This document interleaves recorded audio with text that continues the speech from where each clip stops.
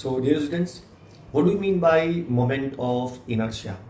Actually ये वो term है which is related to mass. कहने का मतलब ये हुआ कि जैसे हम लोग लीनियर मोशन में मास का यूज करते हैं, सिमिलर वे रोटेशनल मोशन में मोमेंट ऑफ इनर्शिया का यूज होगा. तो आप समझ गए होंगे what is the moment of inertia. Let's see the first definition. Moment of inertia of a rigid body about a given axis of rotation is defined as sum of product of mass of each particle and the square of its distance from axis of rotation. Let's consider a rigid body. ये इसके अलग अलग points हैं M1, M2, M3, M4 are the different masses और उनकी जो distance है R1, R2, R3, R4, R5 respectively from axis of rotation. Then the moment of inertia will be equal to I is equal to M1 R1 square plus M2 R2 square plus M3 R3 square up to Mn Rn square. Then अगर उनको आप total add करेंगे then it can be expressed as summation of Mi Ri square where I starts from 1 to n.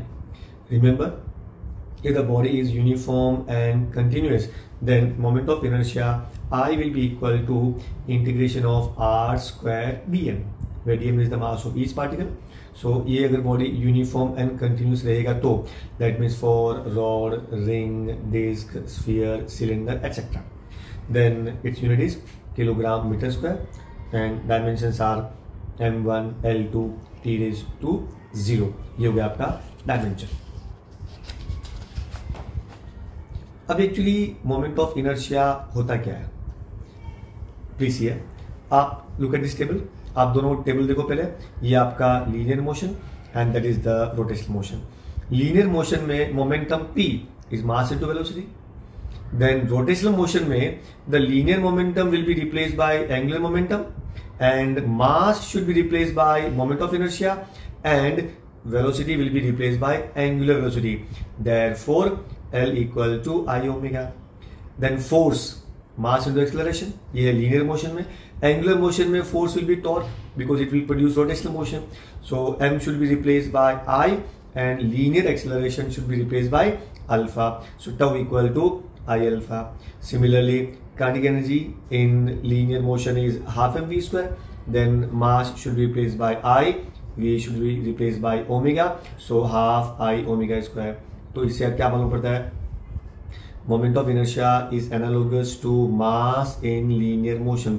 मतलब जो mass linear motion में होता है वही moment of inertia rotational motion में होता है. मतलब role played by moment of inertia in rotational motion is same as the role played by the mass in linear motion.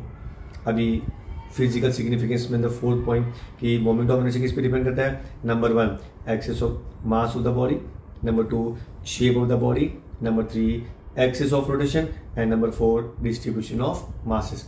सो ये टोटल मिले के आपको 2 to 3 मार्क्स का क्वेश्चन पूछेंगे. State and explain moment of inertia और give its physical significance.